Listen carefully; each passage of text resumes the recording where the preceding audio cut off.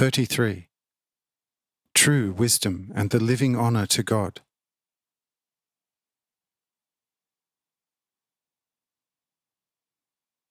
When I got up, and everyone else who rested with me rather sweetly for more than 3 hours, I immediately called the 3 to me and asked them why they did not consent to the strengthening 3-hour sleep.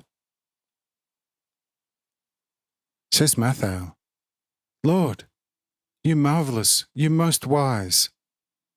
Who can sleep if he through your word anyway receives the mightiest strength?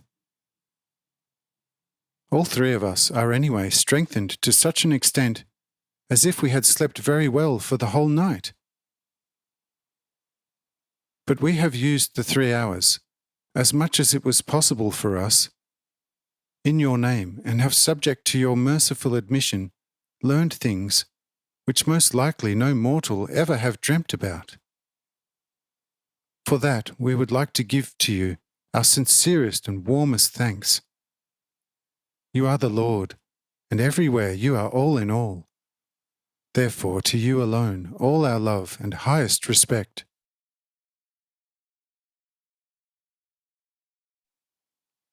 I said, Good then. I know what you have discussed and learned during the time planned for you. But since you have learned it, keep it for the time being to yourself, and also afterwards do not make misuse of it. Since the children of this earth cannot understand this, because they are not from the same place where you came from. But you will experience much bigger things. After the Holy Spirit has come over you, whom I will soon pour out over you, who will lead you into all truth. This will be the Spirit of love, the Father himself, who will draw and teach you, so that you all can come there where I will be.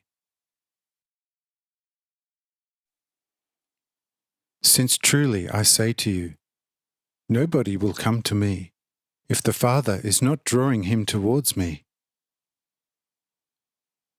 You must all be taught by the Father, thus by the everlasting love in God, if you want to come to me.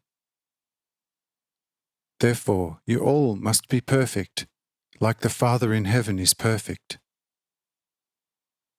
Hence, a lot of knowledge, also the most plentiful experience, will not bring you there, but only the living love for God, and in the same measure to your neighbour. Therein lies the great secret of the rebirth of your spirit out of God and in God.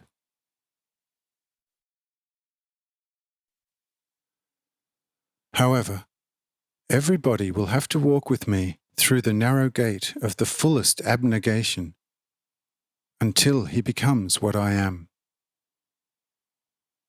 Everybody must cease to be something for himself, so that he can become everything in me. To love God above all means to completely rise and become one with God. And to love your neighbour also means to completely know and understand your neighbour. Otherwise, one will not be able to love him completely, because a partial love is of no use to him who loves, nor to him who is loved. If you want to have a full view in all directions from a high mountain, you must in any case climb to the highest peak. Because from any lower vantage point, a considerable section will always remain concealed. Therefore, in love, everything, and the outer must occur from within, so that its fruit can be revealed to you. Your heart is a field, and the active love therein is the living seed kernel. But the poor brothers are the fertilizer for the field. Those of you who will place many seed kernels into the well-fertilized ground will also reap a full harvest. the more you will fertilize the ground with the poor, the stronger it will become. And the more you place good seed kernels into it, the richer the harvest. Who will sow plentiful will also harvest plentiful. Who will sow sparsely will also harvest sparsely. But therein lies the highest wisdom, that you will become wise by the liveliest love. However, all knowledge is of no use without love. Therefore, do not strive too much for a lot of knowledge, but rather that you love a lot. Then love will give to you what no knowledge ever can give to you.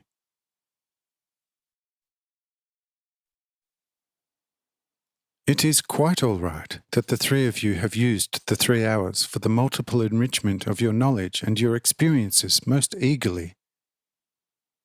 But all this would be of little use for your souls. If you in future sacrifice your time with the same eagerness to love your neighbour, then only one day will be of greater use for your souls. What use is it to you before me, if you nearly dissolve yourself because of amazement about my power, greatness, and never fathomable magnificence? But outside your house are crying poor brothers and sisters of hunger, thirst, and coldness. How wretchedly would sound, and to no use would be a loud cheering and praising for the honour and glory of God, if you cannot hear the hardship of a poor brother. To what use are all the rich and most magnificent sacrifices in the temple, if in front of its doors a poor brother perishes of hunger? Therefore your search should especially be directed towards your poor brothers and sisters.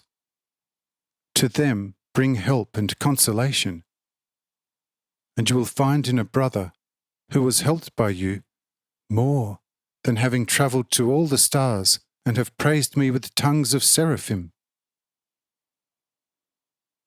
Truly, I say to you, all angels, all heavens, and all worlds with all their wisdom cannot give you in eternity what you can achieve if you truly have helped a poor brother who was in misery with all your strength and all your means. Nothing stands higher and closer to me than true, active love. If you pray to God, but does not, while you are praying, can hear the complaining voice of your poor brother who came to you for help during your hour of prayer, then your futile chatter is damned, since my honour exists in love, and not in the futile twaddle of your mouth. You should not be as Isaiah has shouted, "See, those people honour me with their lips, but their hearts are far away from me." But if you pray to me, do this in the Spirit and in all truth, since God is a Spirit and can only be worshipped in the Spirit and in the truth. The only true prayer in the Spirit appealing to me does not consist in the movement of the tongue, the mouth, and the lips, but only in the active exercising of love.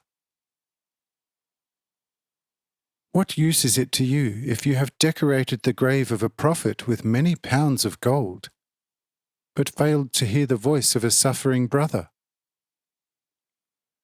Do you think that it can please me? Fool! You will be looked at with angry eyes by me, because you have, for the sake of a dead, failed to listen to the voice of a living.